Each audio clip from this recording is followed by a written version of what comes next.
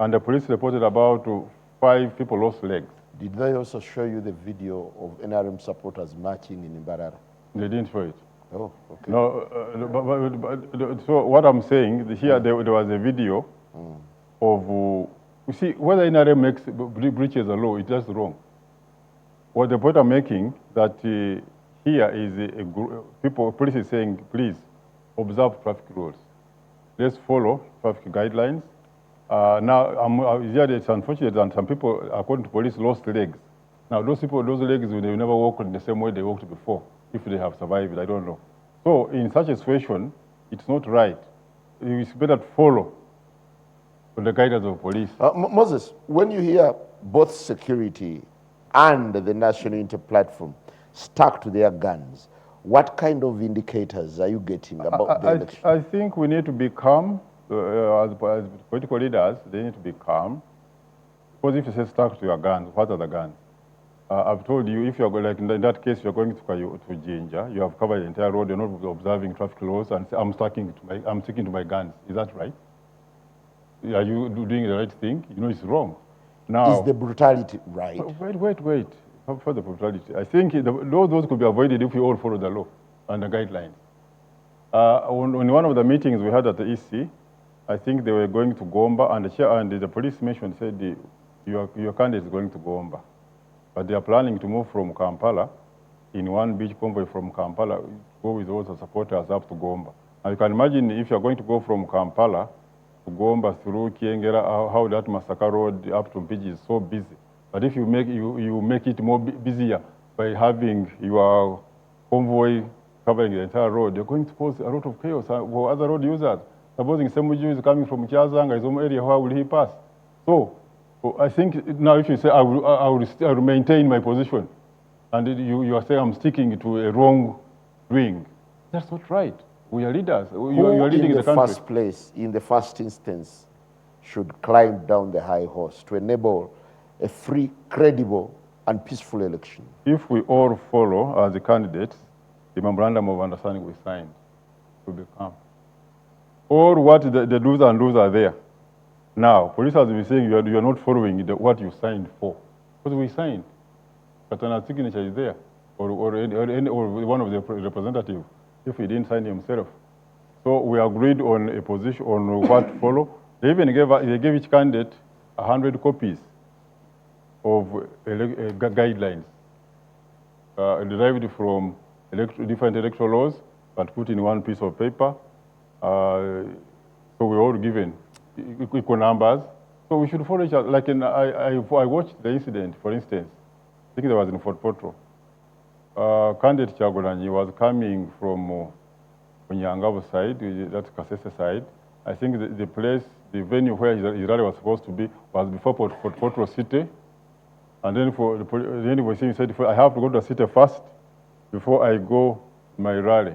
And now that's where the misunderstanding was with the police. He said, no, but no, it's okay, listen. But the police were saying, you want to go to make a drive in the city. That's why we took off the route, drive in the city.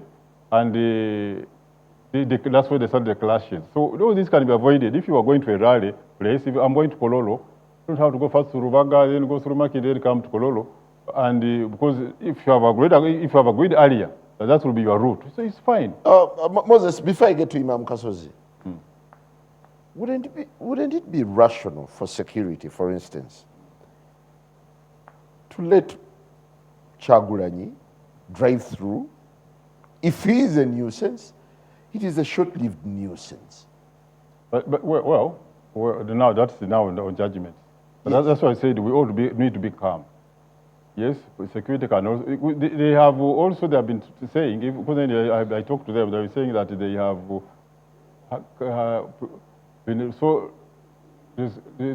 they've done restraint on many occasions. Sometimes these clashes, like they come about over misunderstanding between them. And for you, ask yourself a question: how come, if the election was against NUP, I was asking myself a question. There are NUP candidates campaigning for members of parliament here in Kampala, for instance, and other places. You haven't had clashes. because they are following what is required of them. So if you don't follow the guidelines given by the Electoral Commission and agreed upon by everybody, all the candidates, then you get into these clashes. I haven't heard of a clash among members of parliament of NUP or any other party. Thank you, thank you. Thank you, Moses. Imam Id Kasozi, when you look at what's been obtaining, security has already started making proclamations. On the other hand, the NUP candidate is out telling people that we can surmount security. Is there a cause to worry, or is there a cause to be optimistic that the country is moving into a credible, peaceful, free and fair election? Thank you so much. Good evening, viewers, and good evening, my colleagues. You know, it is interesting. We are talking about elections, and elections are preceded by campaigns. Campaigns are not a party whereby you think you have arranged some room and people will go there, sit and enjoy.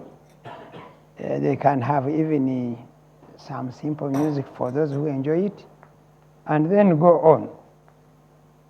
And unfortunately, for campaigns, everybody is trying to demonstrate how strong or how weak his party is. And in the process, you have to cross over certain things, including sometimes actually rules and guidelines that have been put. We would be looking for a free and fair election, if I can start on that one, if the campaign was the campaign were guided by issues.